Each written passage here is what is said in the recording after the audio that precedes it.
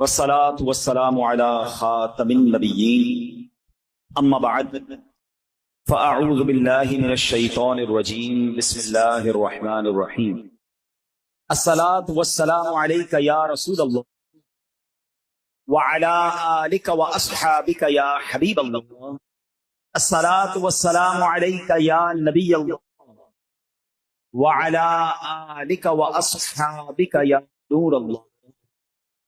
दुरूद पाक पढ़ने के बेशुमार फजाइल व बरक़ात हैं। काबे के बदरुद्दुजा, तैबा के शम्सुद्दुहा सल्लल्लाहु तआला अलैहि वसल्लम का फरमान आली शान है, क़यामत के दिन लोगों में से सबसे ज्यादा मेरे करीब वो शख्स होगा जो मुझ पर सबसे ज्यादा दुरूद शरीफ पढ़ता होगा।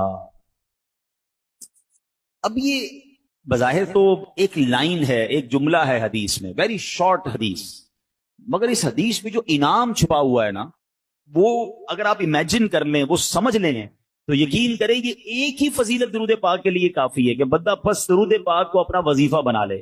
हजरत किबला मुफ्ती अहमद यार खान नईमी मशहूर मुफस्सिर कुरान हैं, इस हदीस पाक की शरह में फरमाते हैं, क़यामत में सबसे आराम में वो होगा जो नबी पाक अलैहिस्सलाम के साथ रहेगा। और हुज़ूर अलैहिस्सलाम की कुर्बत का तरीका क्या है, नसीब होने का जरिया क्या है, वो दुरूद शरीफ की कसरत है।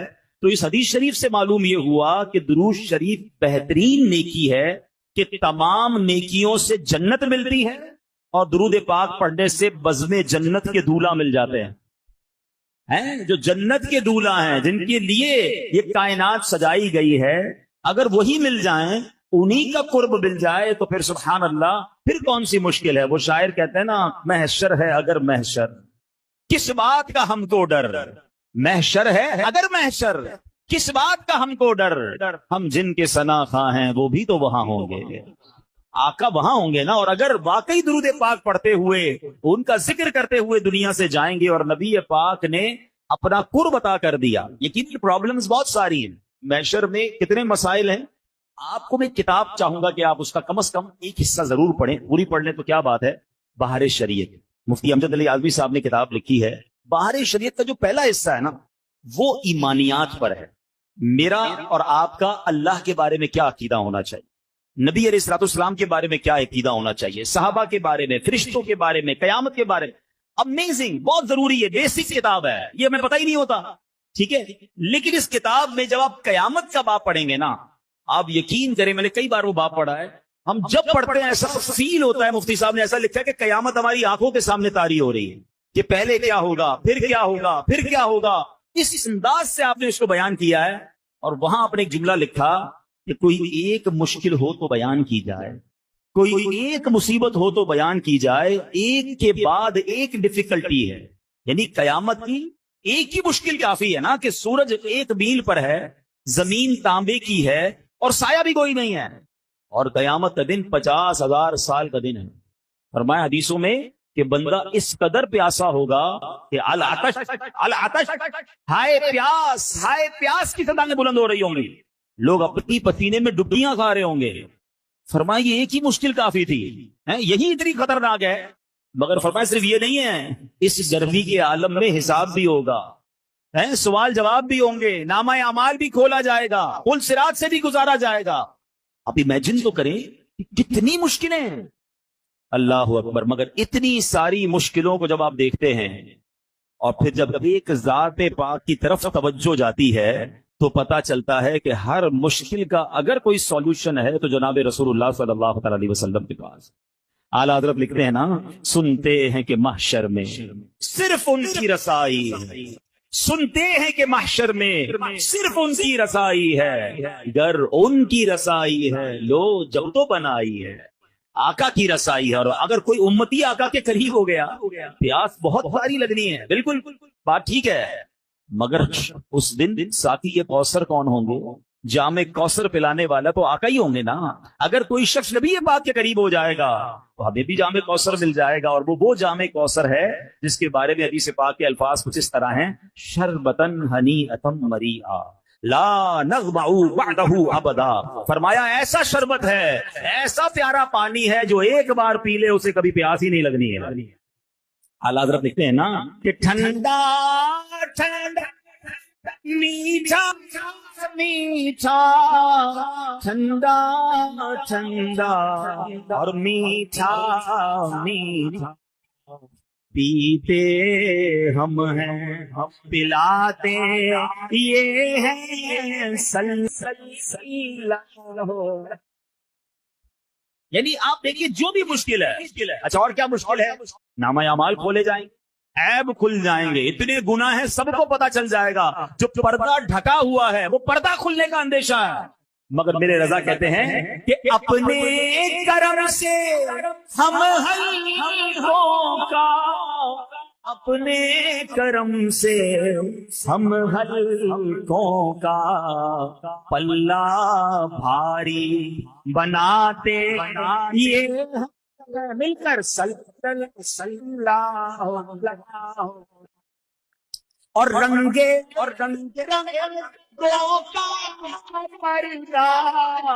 رنگے بے رنگوں کا پردہ دامن ڈھک کر چھپاتے یہ ہے سلسلہ.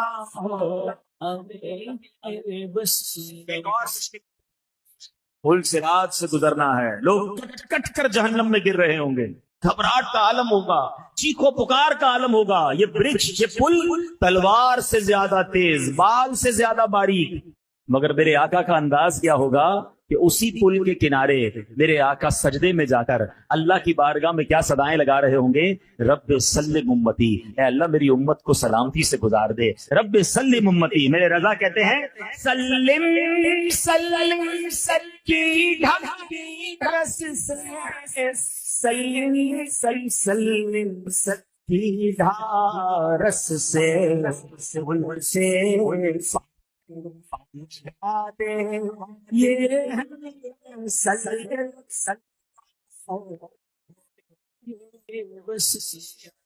سے تو کیا ملا کہ درود پاک ایک ایسا وظیفہ ہے جو قیامت کے دن کی مشکلوں میں کام آنے والا ہے. اچھا مزے کی بات ایک اور بات بتاؤں، درود پاک صرف قیامت کو کام آنے والا وظیفہ نہیں ہے، یعنی وہ تو انشاءاللہ ملے گا ہی. ادھر درود پاک پڑھو، ادھر بھی ٹینشنیں دور ہونا شروع ہو جائے گی، ادھر بھی کاروبار اچھا ہونا شروع ہو جائے گا، ادھر بھی پرابلم حل ہونا شروع ہو جائیں گی، ادھر بھی خوشیاں آنا شروع ہو جائیں گی. میں نہیں کہہ رہا، میرے آقا علیہ الصلوۃ والسلام فرماتے جس کا مضمون ہے کہ جس کو مصیبتوں نے پریشانیوں نے گھیرا ہو اسے چاہیے کہ کثرت سے درود پڑھے. درود پاک پریشانیوں اور مصیبتوں کو لے جا. تو درود پاک کو اپنا ورد بنا لیں. اب آج سے روزانہ کم از کم ہو سکے تو 1200 بار درود پاک پڑھیں، 313 بار تو کم از کم پڑھیں تاکہ کثرت سے درود پاک پڑھنے والوں میں شامل ہو جائیں. آئیے مل کر محبت کے ساتھ آواز بلند درود پاک پڑھ لیں. صلو علی الحبیب صلی اللہ تعالی علی محمد صلی اللہ علیہ وسلم. آج جس موضوع پر میں نے چند مدنی پھول پیش کرنے ہیں، یہ ہمارے معاشرے میں بہت تیزی سے پرابلم بڑھتی جا رہی ہے، بہت تیزی سے یہ ایشو جو ہے وہ بڑھتا جا رہا ہے، اور اس کی وجہ سے مسلمانوں کے دل ایک دوسرے سے دور ہو رہے ہیں، غلط فہمیاں جنم لے رہی ہیں.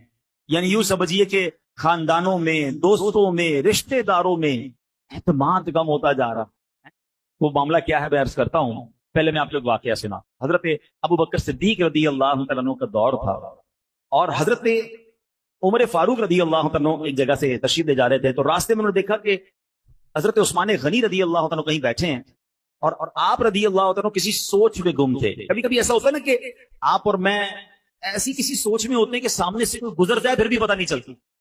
بعضوں کا بندہ ہاتھ ہلاتا ہے، بھائی کدھر ہو، میری طرف تو دیکھو. اچھا ہم کسی کو دیکھ رہے تو سمجھ رہے مجھے دیکھ رہا ہے، مگر ہم اسے نہیں دیکھ رہے ہوتے، ذہن کہیں اور ہوتا ہے. بندہ جب کسی گہری سوچ میں ہوتا ہے تو سامنے کیا ہو رہا ہے اس پر توجہ نہیں ہوتی. ٹھیک ہے. حضرت عثمان غنی رضی اللہ عنہ اسی کیفیت میں تھے. حضرت عمر فاروق رضی اللہ عنہ نے وہاں سے گزرے، آپ نے سلام کیا. یہ بھی سیکھنے کو ملا کہ جب کسی کو مسلمان کو دیکھیں، قریب سے گزریں تو سلام کریں. تو آپ نے سلام کیا. حضرت عثمان غنی نے جواب نہیں دیا. حضرت عمر فاروق کو بڑا ایسا لگا کہ عثمان غنی رضی اللہ تعالیٰ نے جواب نہیں دیا مجھے. آپ چلے گئے حضرت ابوبکر صدیق رضی اللہ تعالیٰ کے پاس، مسلمانوں کے پہلے خلیفہ کے پاس. حضور میں نے حضرت عثمان غنی کو سلام کیا، انہوں نے جواب نہیں دیا، لگتا ہے وہ مجھ سے ناراض ہیں، کوئی مس انڈرسٹینڈنگ ہو گئی ہے، تو مجھے سمجھ نہیں آ رہا انہوں نے جواب. وہ تو بالکل فوراً جواب دیتے ہیں، ہمارا تو بڑا پیار ہے آپس میں. تو حضرت ابوبکر صدیق رضی اللہ تعالیٰ نے معاملے کو پینڈنگ نہیں کیا کہ ٹھیک ہے بعد میں دیکھ لیں گے، میں بات کر لوں گا. آپ نے کہا چلو ساتھ چلو. حضرت ابوبکر صدیق حضرت عثمان غنی رضی اللہ عنہ کے پاس حضرت عمر فاروق کو لے کر آ گئے. جب وہاں پہنچے تو دونوں نے مل کے سلام کیا. حضرت عثمان غنی رضی اللہ عنہ دونوں کو جواب دیا. حضرت ابوبکر صدیق نے کہا کہ تھوڑی دیر پہلے عمر فاروق یہاں سے گزرے, آپ کو سلام کہا, آپ نے جواب نہیں دیا. حضرت عثمان غنی رضی اللہ عنہ کیا کہتے ہیں کہ کہتے ہیں حضور میں اپنے بھائی کا سلام کا جواب دوں, ایسا تو ہو ہی نہیں سکتا, میں نے کیسے ایسا اس کا جواب نہیں دیا. تو حضرت عمر نے کہا کہ میں نے آپ کے سامنے سے میں گزرا, میں نے آپ کو سلام کیا اور آپ نے جواب نہیں دیا. تو کہتے ہیں واللہ مجھے اس کی خبر ہی نہیں, کہ آپ میرے سامنے سے کب گزرے, میری تو توجہ ہی کہیں اور تھی. تو سبحان اللہ. حضرت ابوبکر صدیق کہتے ہیں یہ تو بتاؤ کس سوچ میں تھے. اگر واقعی کسی ایسی گہری سوچ میں تھے کہ عمر فاروق کا گزرنا بھی تمہیں نہ سمجھ آیا, ہمیں تو بتائیے آپ کیا سوچ رہے تھے. اللہ اکبر. ہمارے یہاں کوئی کسی سوچ میں گم بھی ہوتا ہے نا, تو سوچ ہوتی ہے کہ کاروبار کا کیا ہوگا, تو نوکری کا کیا ہوگا, دنیا کی پرابلم, یا بعض اوقات بدقسمتی سے کوئی کسی غلط کام, گناہوں والے کام کی توجہ میں گم ہو جاتا ہے. مگر جب کوئی عاشق رسول ہوتا ہے, اس کی یادوں میں بھی نبی پاک علیہ الصلوۃ والسلام ہی بستے ہیں. اس کی یادیں بھی ہوتی ہیں تو آخرت کی ہوتی ہیں, اس کی یادیں بھی ہوتی ہیں تو جناب کسی نیکی کے کام کے کرنے کی عادت ہوتی ہے. ویسے کبھی سوچیں اس بات پر کہ مجھے اور آپ کو کبھی ایسا خیال آیا اور اس خیال میں ہم اتنے گم ہو گئے ہوں کہ میرا مرنے کے بعد کیا ہوگا, میری آخرت کیسی ہوگی, میرا جنت میں داخلہ کیسے ہوگا, یا کبھی جناب اس خیال سے مجھے اور آپ کو نیند نہ آئی ہو. ایسے تو بہت سارے لوگ ملتے ہیں کہ جناب دنیا کی ٹینشن کی وجہ سے, دنیا کے کسی پرابلم کی وجہ سے میں رات کو سو نہیں پایا, میری آنکھ کھل گئی. مگر ایسا کبھی ہوا کہ ایک رات نیند اس لیے نہ آئی ہو کہ یاد رسول نے تڑپا دیا ہو, پیارے آقا کے عشق نے تڑپا دیا ہو, دیدار رسول کے لیے میری آنکھیں بے قرار ہو گئی ہوں, مدینے کی یاد ہو اور میری آنکھوں میں آنسو ہوں, اور اسی آنسو